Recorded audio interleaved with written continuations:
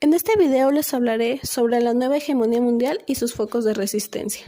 Para iniciar, se necesita saber qué es una hegemonía. Esta es la supremacía que un Estado o un pueblo ejerce sobre otro. Con la desintegración de la URSS, desapareció uno de los adversarios del enfrentamiento bipolar de las décadas que siguieron a la Segunda Guerra Mundial, finalizando así, en el contexto internacional, la Guerra Fría.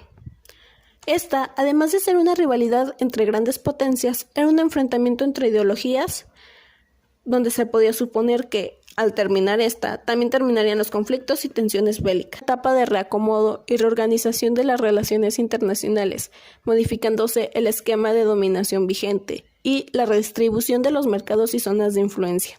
Se construye la nueva hegemonía. Pero para esta se necesitaba la existencia de un adversario.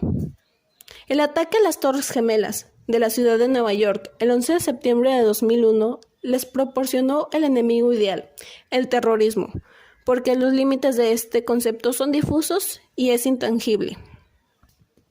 Los soportes ideológicos de la nueva hegemonía son que mientras en el periodo de Guerra Fría el bloque occidental nunca utilizó el término capitalismo, sino mundo libre y presentaba el conflicto como la lucha entre la democracia y el totalitarismo, una vez terminada aquella se difunde un nuevo discurso basada en de que la promulgación del capitalismo, declarado como tal, no se implemente como un sistema socioeconómico preferible al socialismo. Otro de los fundamentos ideológicos radica en la llamada doctrina del humanismo militar, que se fundamenta en el criterio de que los derechos de las potencias se presentan como derechos humanos universales, pero su defensa implica la violación de las libertades y derechos populares. Las guerras se hacen por motivos humanitarios, para librar al mundo del terrorismo, cuando en realidad su único objetivo es asegurar los intereses hegemónicos.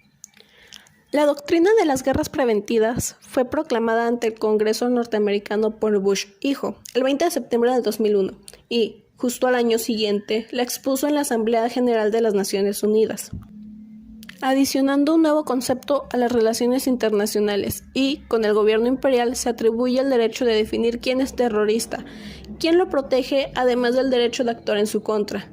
Pero el capitalismo neoliberal como soporte socioeconómico y la doctrina del humanismo militar como el político mundial. Para esto es de desempeñar un papel universal como garantía del buen funcionamiento del sistema.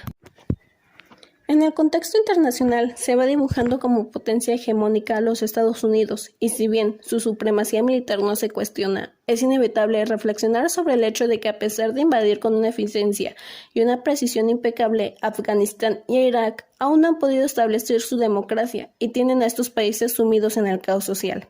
Por otra parte, al convertir el mundo en su escenario bélico en la lucha contra el terrorismo, abre la posibilidad de que otras potencias eleven su capacidad militar, bien para protegerse de posibles ataques o para discutir la supremacía militar.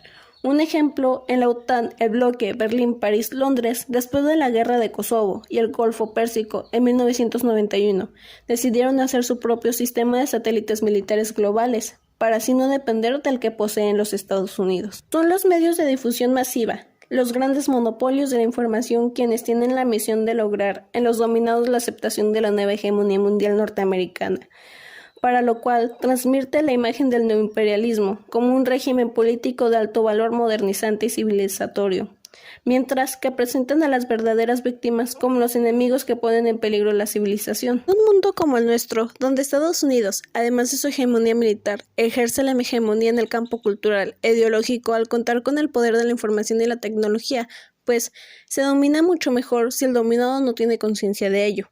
No obstante, encontramos focos de resistencia en diferentes regiones del mundo, pero todos con rasgos disímiles entre sí, como por ejemplo, Europa, que se instituye como el centro del movimiento pacifista internacional, pero no podemos olvidar que en ella se mantienen latentes las cicatrices de la Primera y Segunda Guerra Mundial. América Latina, en su resistencia, conjuga lo cultural, lo nacional y lo social en un proyecto alternativo de organización de la sociedad y de las relaciones internacionales, ya que su pasado es la historia de explosiones revolucionarias y luchas políticas. En el presente hay expresiones de diversos movimientos sociales, como los zapatistas en Chiapas, los piqueteros en Argentina o el movimiento indígena en Ecuador. También se encuentran algunos gobiernos que, aunque con políticas diferentes, tienen de común la resistencia al empuje hegemonista, como el que tuvo Hugo Chávez en Venezuela, Obrador en México y Evo Morales en Bolivia.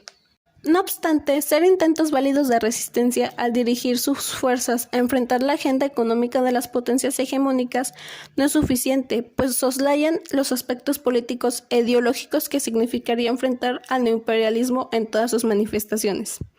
Esto quiere decir que la existencia de estos focos de rechazo a la nueva hegemonía en muchas regiones del mundo resulta muy esperanzador, pues esta todavía no se ha logrado en el poder necesario para ser invencible. Esta puede ser combatida y vencida. Mi opinión sobre esto es que siempre se ha buscado una hegemonía mundial por parte de las potencias. Un ejemplo de esto es Estados Unidos, ya que en estos momentos busca poder tener controlados varios países que sean de bajos recursos, para poder aprovecharse de sus riquezas naturales. Un ejemplo es el petróleo en países del Oriente Medio. También considero que esto siempre se ha buscado desde el inicio de la política, ya que es el máximo poderío que un país puede lograr obtener. Eso es todo por este video. Muchas gracias por escucharme.